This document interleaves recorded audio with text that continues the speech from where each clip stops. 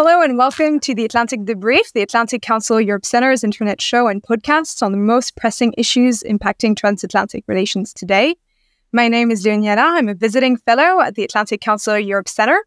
It's my pleasure to welcome to the show a guest from Paris, Samuel Ducroquet, the French ambassador for sports, to talk about the Olympic Games. Ambassador, a warm welcome. Thank you. Thank you for having me. So let me open up with the general question. Olympics have opened a week ago with the unique setting of Paris for the opening ceremony along the Seine River. We've had the flame going through around 400 or so villages in France. It was stunning. What was your impression of the Olympic Games so far? Has it met France's and the global audience's expectations there? Well, I think so far it's been pretty successful, and we're delighted with the beginning of these Olympics that we've been waiting for so long. It's been 100 years since Paris hosted the Olympics in 1924, and we've been working on the project since 2017. So what we've seen right now is absolutely thrilling. The opening ceremony sparked a lot of comments, a lot of emotions as well, and we were absolutely thrilled to see finally what Thomas Joly had in mind after working on it for so many years and months. Of course, it was under the rain, which brought a bit of a dramatic ambience atmosphere to the show, but it was a fantastic experience. The challenge was really high. I mean, organizing an opening ceremony for the first time outside a stadium on the river was a massive challenge, and I think everybody was up to the task. As far as the competition is concerned, there is a lot of excitement in Paris going on right now. The city is packed with visitors.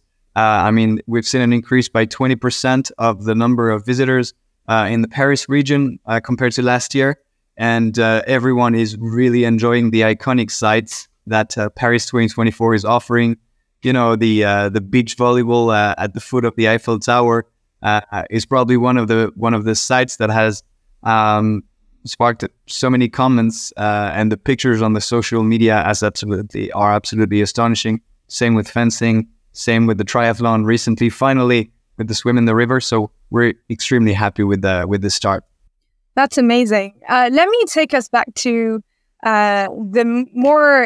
the issues that the Atlantic Council is more used to talk about, which are politics and foreign politics. So, you know, as we know, we can't really have idealistic views of what the Olympics can achieve in a world of politics. You know, even though there is an ancient Greek tradition of Olympic truce, yes, it remains a very important agenda where leaders meet. We've had a very important number of leaders in Paris today. How do you see the place of politics in sports, and how will France capitalize on this for foreign policy? Yeah, it's a tricky question because we've been thinking about it for quite a while, and as the president said, the French president Emmanuel Macron, we should not politicize sport.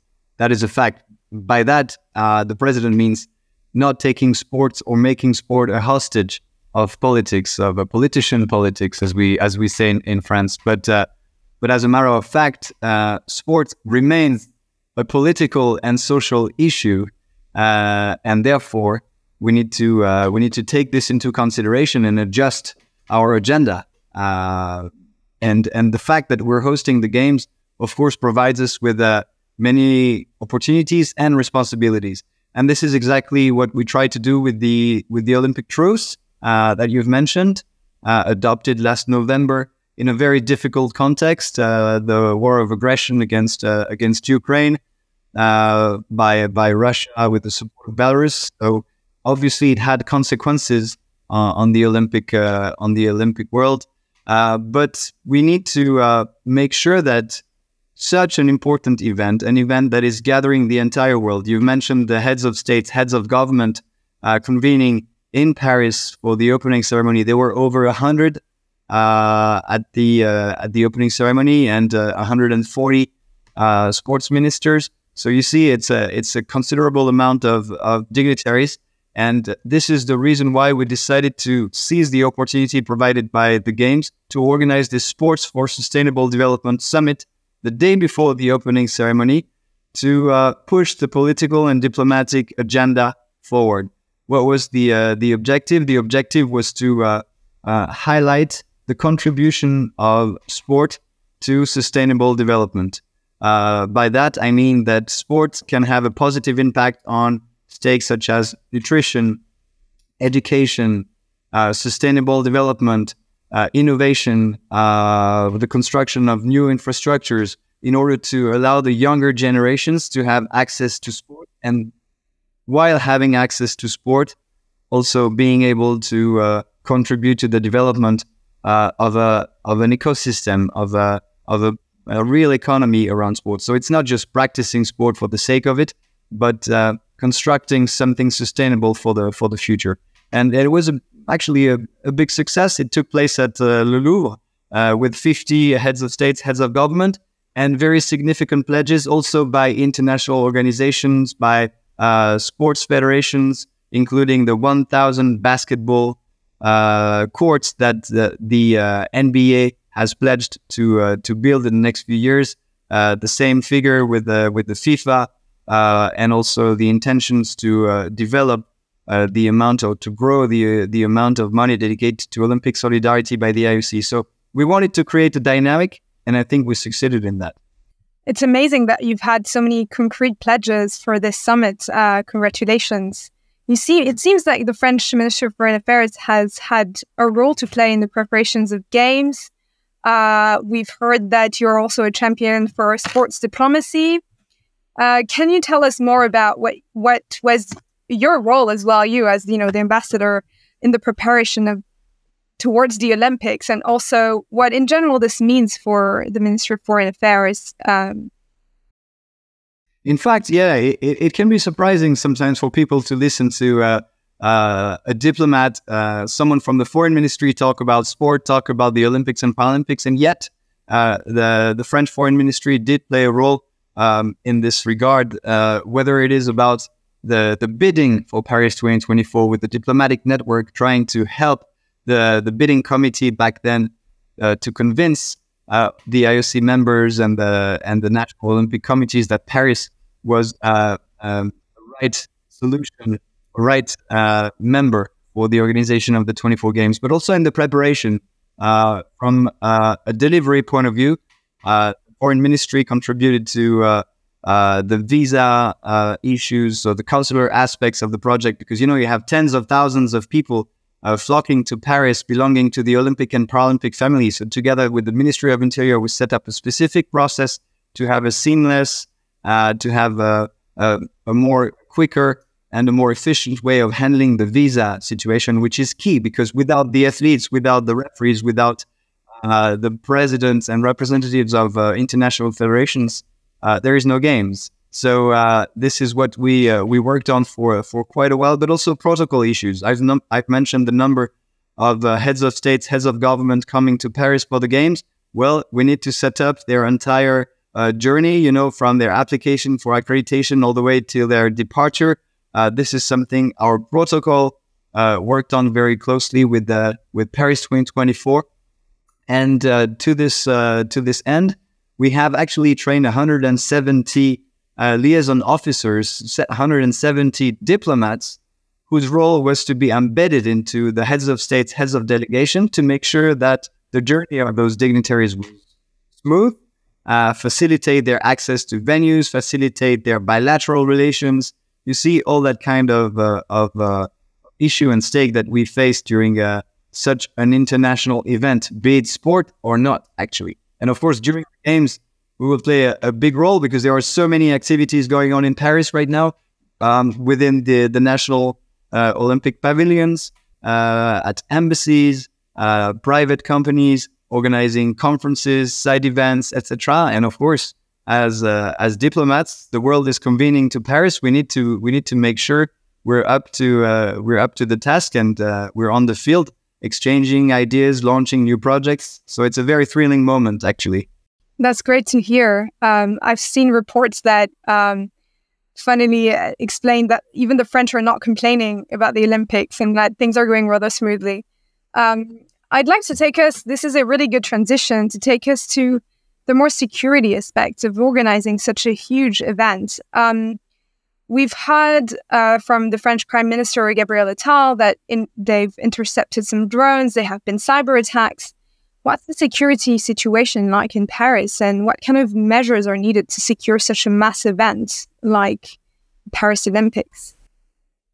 Well, security is definitely a key issue when it comes to the preparation of an international event, and especially the Olympics and Paralympics, because it's a very complicated event to organize.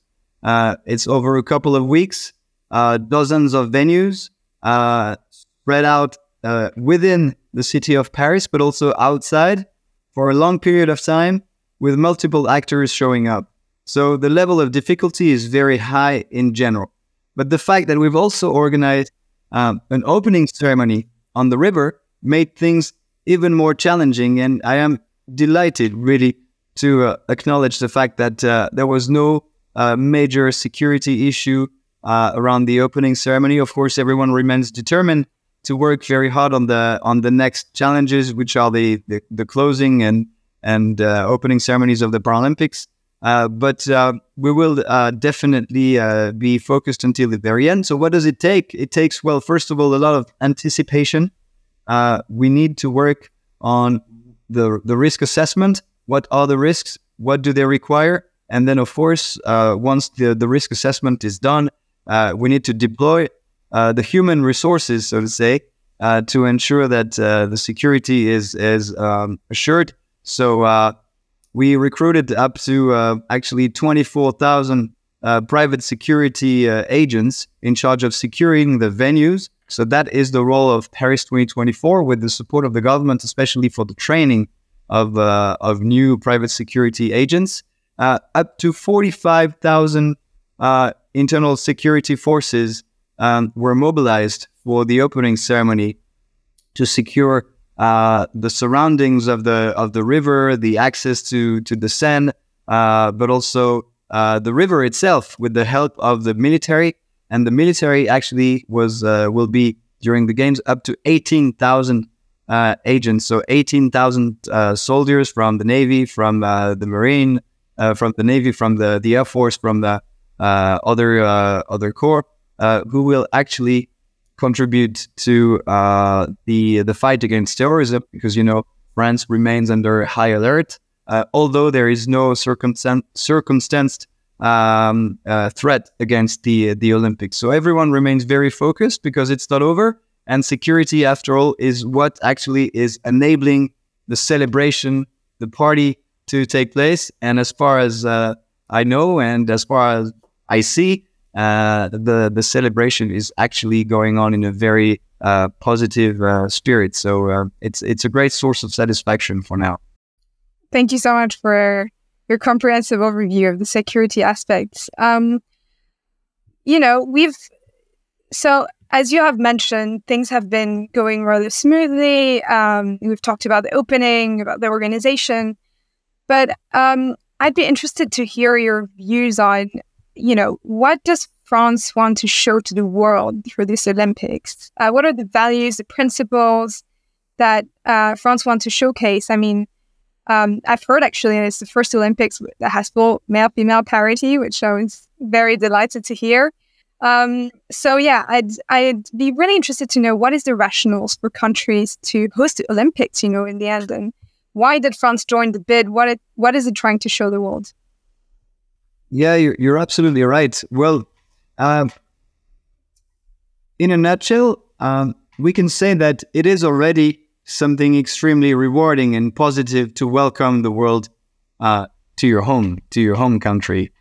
So as a diplomat, I couldn't be happier to have a government able and willing to take such initiatives, just like the COP21, just like other major events, to welcome the Olympics and the Paralympics. So that itself is a proof that France is able to cope with the biggest challenges when it comes to international events. But to answer your question more specifically, we wanted to convey, let's say, three main messages during the Olympics and Paralympics. And actually, these messages are in line with the foreign policy that we're conducting on the world stage. The first pillar, or the first issue that we wanted to address was audacity. Audacity to do things on the world stage. So in general, if I balance, the diplomatic aspect of things and the Olympic and Paralympic side of things, I could say that we're launching new ideas. We're not launching new projects. We try things. We try negotiations. That is for the diplomatic part of things. But for the Olympics and Paralympics, it's the same. We have this intention to launch a bold Olympic and Paralympic Games with, I said, an opening ceremony outside a stadium, something new, something unseen. When it comes to the venues, I've also talked about it briefly earlier, but we want to highlight the French historical buildings, the most stunning views on our heritage, and try to maximize it through sports. So having a very bold approach with a great deal of audacity is something that we also want to show the world. But the second pillar is very closely linked with the first one. We want to organize spectacular games, but we want to do it in a very responsible way, in a sustainable way. This is the reason why, I've mentioned the Sports for Sustainable Development Summit a bit earlier, but this is also the reason why we wanted to combine these spectacular games with very strong measures when it comes to the environmental cost of the project. We decided to do everything we could to halve the carbon footprint, actually, and we're succeeding, because according to our estimations, it's going to be more than half of the carbon footprint compared to previous editions. So many measures were taken. Ultra low carbon concrete was used for the Olympic Village. We resorted to a lot of wood to lower the impact. Every source of energy will be renewable and connected to the grid to avoid any generator. We are going to use green transportation system. Cycling lanes will be developed to encourage alternative sources of transportation. So a lot of investment on green measures to make these games spectacular yet sustainable. And finally, our third intention is to organize games that are spectacular, sustainable, and inclusive, with solidarity a key word when it comes to the preparation of Paris 2024 Games. You've mentioned the party. A gender party is something that we finally managed to achieve with the support of the IOC, the International Olympic Committee. The Paralympics are not yet fully gender equal, but we of course improved in the matter, and we hope that the next organizers, including Los Angeles 28, will be able to keep on improving this when it comes to gender parity. But then inclusiveness is also very much dedicated to disabled people with disabilities, people with also lower income, for example, who could not necessarily dream of living the games, accessing the stadiums. So we adopted a targeted ticketing policy, trying to distribute tickets to those who cannot necessarily afford them. 400,000 tickets were purchased by the state for this specific ticketing program. But also inclusiveness means having the games celebrated not only in Paris, but everywhere in the country. And this is the reason why 180 fan clubs, so the Club 2024, will be set up so we can celebrate the games, enjoy the competition, have a great deal of fun, and get together finally through sports. This is something that really matters, because we live currently in a very fragmented world, whether it is domestically, internationally, and we're really grateful for the games to be able to provide some sort of of some fresh air to enjoy the fact of being together and living the passion for sport. And finally, this is going to be my last word, I believe, but we wanted our communities overseas to enjoy this as well. And this is the reason why our embassies around the world have worked very hard for the last few years to make the games a reality also in the respective countries where our embassies are located. Whether it be in the US, in Brazil, in Japan, in Senegal, our embassies are really trying to mobilize our local communities. They're broadcasting the games, the opening ceremony, the competitions, and they do it together as French people, but also associating the other communities. And we're really proud of this. And this is the reason why I believe that sports diplomacy has a beautiful perspective in the future, because I think everyone is enjoying doing this, providing this opportunity to get closer, cooperate more through sport. Thank you for the 3 pillars. It's very interesting to hear your objectives. We have a few minutes left. Let me just close on the next on transatlantic relations. The next Olympics will be in LA.